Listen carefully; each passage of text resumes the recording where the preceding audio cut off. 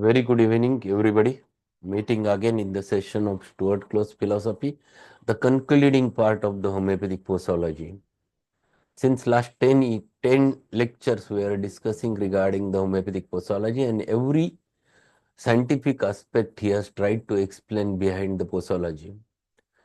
There is nothing just I feel that this is the potency. There is always a logical reasoning behind every potency selection, and whether to repeat or not to repeat, everything he has tried his level best to explain the thing.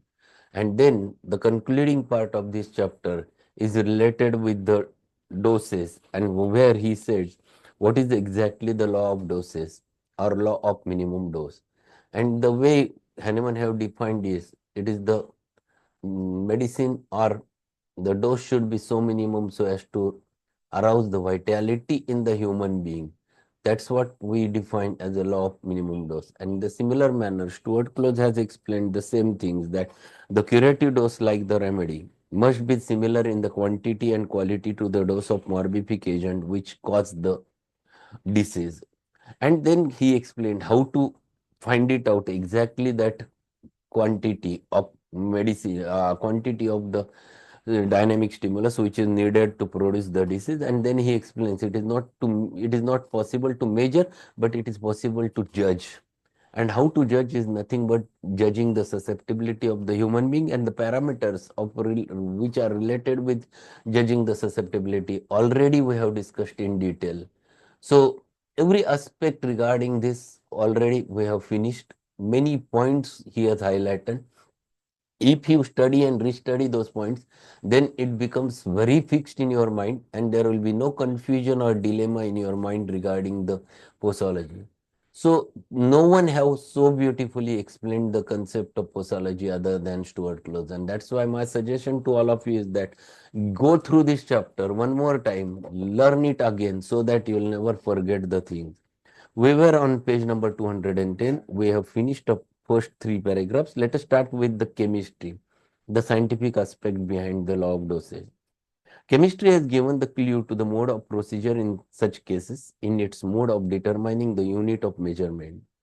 Chemistry has established with all the precision of natural law what quantity of acid, for example, is necessary to neutralize and saturate a given quantity of alkali.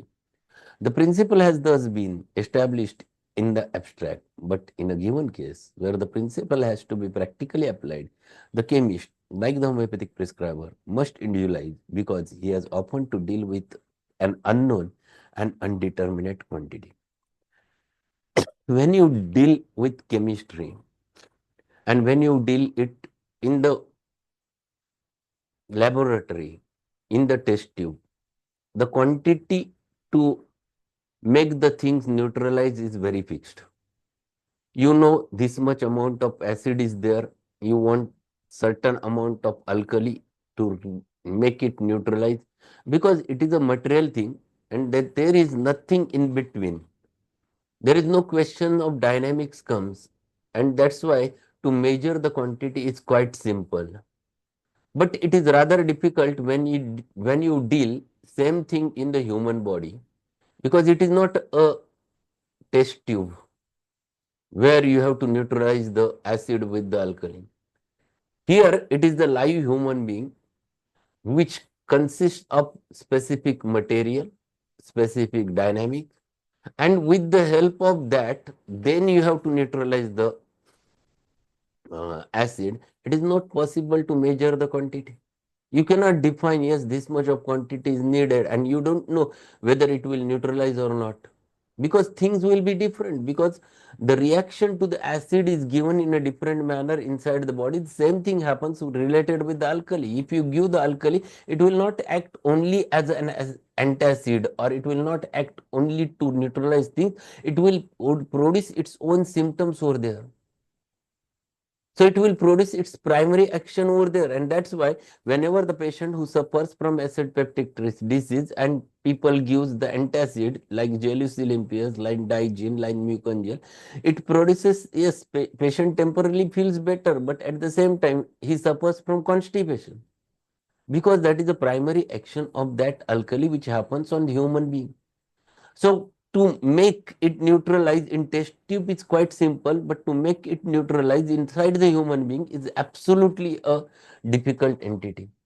And that's why to find it out doses with the dynamic medicine in the dynamic human being is the question of judgment. And it depends upon all those factors which already we have discussed in length. Gravel illustrates it in this way. No chemist, he says, who wishes to ascertain how much potash a certain spring contains would proceed as if he might assume a given quantity of potash empirically or traditionally and forthwith add the quantity of acid corresponding thereto necessary for saturation to the given quantity of mineral water, for to say nothing about such a process as a disregarding all laws of the art of experiment. He must consider that in dry seasons, all mineral waters are relatively richer in solid constituents than in wet seasons. So, the things are variable. Even if you do it in laboratory, things are variable according to the seasons. Sometimes during the winter season, the quantity required is different. During summer season, the quantity of thing necessary is different. So, there are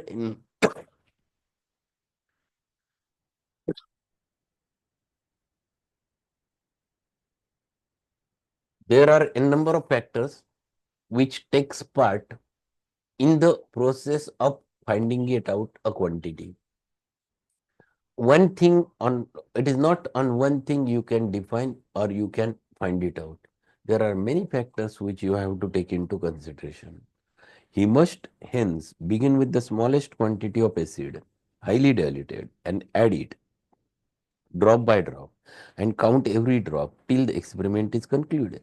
Precisely after the same rules of the art of experiment, might we proceed to find the dose in any particular case of disease. It may be said, however, that in subsequent examination, results of the first experiment might give a general point of departure from which an approximate determination of necessary amount in similar cases could be had. Thus, we might approximately determine from the successful experiment with certain potency of a remedy in a certain type of individual afflicted with certain type of disease, the general value of that potency in its relation to the similar condition. So here again he explains one more thing. He explains that here also you have to individualize the thing. Here, when you are thinking of giving a medicine to the patient in specific quantity, first time you give it in some different manner, next time same patient returns, and now his susceptibility never remains to be the same. It changes. There are changes after giving first medicine, and whenever he meets you next time, there he requires might be a required different potency, or he might require different remedy also. So individualization is the basis of finding it out remedy. At the same time, individualization is the basis of finding it out the doses. So it varies in one individual from time to time. Sometimes the patient might require 1 m, sometimes patient might require 50 m, sometimes patient might require 30 only. It varies from one individual to another individual. And this is what he is explaining over there. The law of doses is individualistic in homeopathy. It is not fixed, it is not rigid.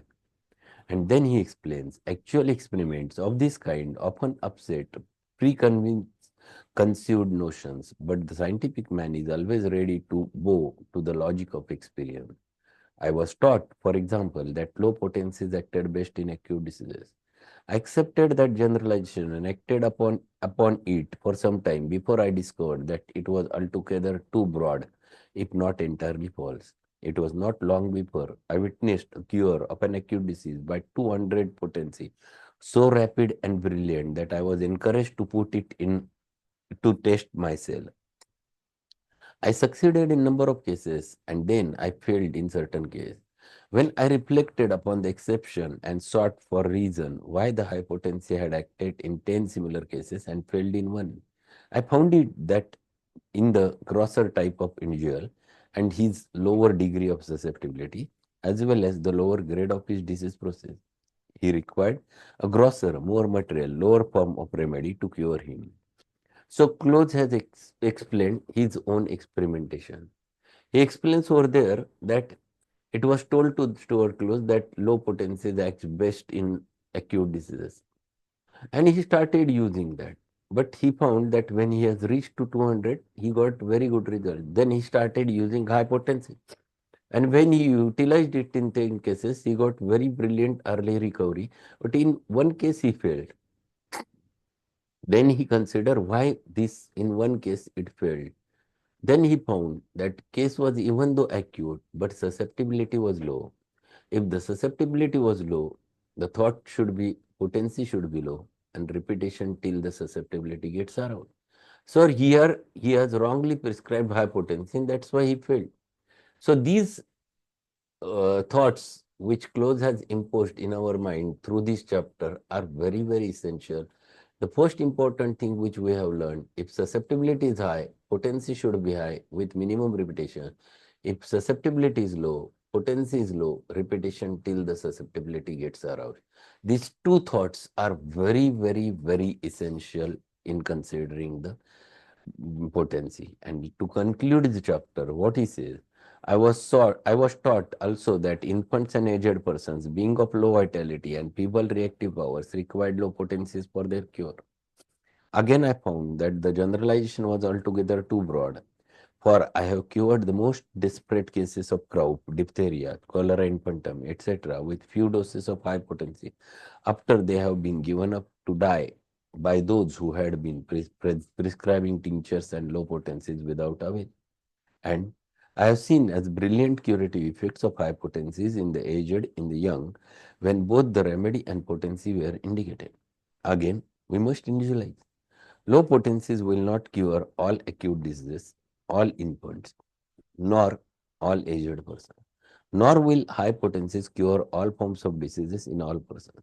All potencies are required for the cure of disease, and any potency may be required in any given case.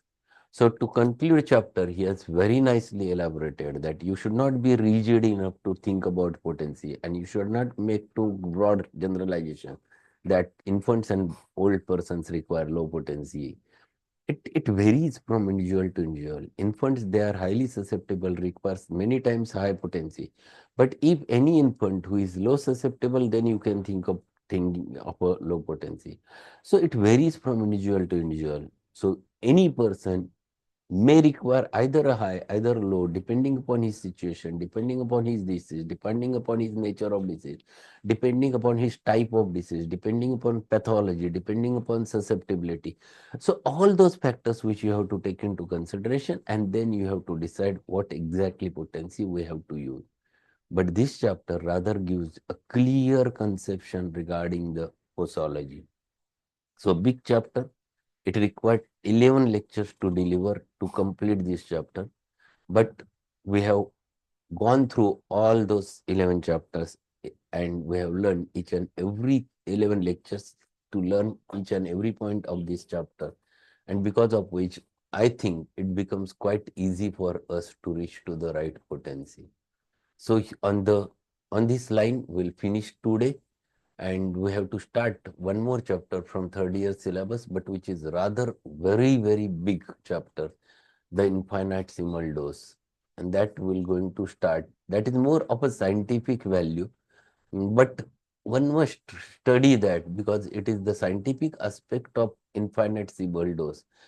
Close has tried to explain, to show or to know the things for a homeopath, and if anyone asks, homeopath should answer all the questions and should not, the homeopathy should not get blamed of a placebo effect. That's why he has written a big chapter called as infinitesimal dose, where he has tried the scientific value of doses. So that chapter will going to start next time. So that's all for today. Today there will be no Mater Medica session. We'll meet tomorrow, not tomorrow, on Monday for the next session.